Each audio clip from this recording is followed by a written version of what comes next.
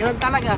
Hindi habang talaga. buhay na nasa abroad tayo, kaya yan, ingat kayo mga kabayan. Ang hirap pala no, na talikuran mo ang bansang doon ka natutong lumaban, doon ka natutong mapag-isa at doon ka nagkaroon ng mga maraming kaibigan.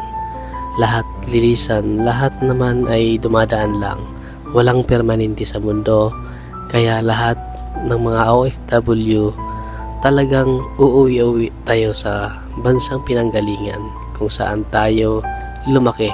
Kaya sa mga kapwa ko OFW dyan, mag-ingat kayo palagi. Huwag kayong mawawala ng pag-asa. Laban lang kayo mga kabayan. Makakauwi din kayo sa tamang panahon. Tama nga naman talagang sinasabi ng iba, walang permanente sa mundo. Hindi na tayo ng Pilipinas. Bigla ang uwi kasi. Yung pang kaibigan ko, pre. Ingat ka, pre, ha? Yes. Ganun talaga. Hindi habang talaga. buhay na nasa abroad tayo, kaya yan, ingat kayo mga kabayan. Abangan nyo na lang, Dinis. May chocolate ha, isang kanyan. Puro to na mga chocolate. Ibangan? Tatas. Ingat kayo mga kabayan.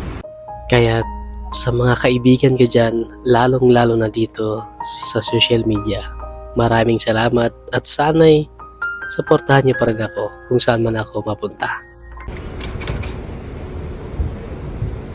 And guys, nandito tayo sa airport. So, pauwi na tayo. And marami kasing opportunity na Pinas. So, ayan. It's a prank! What?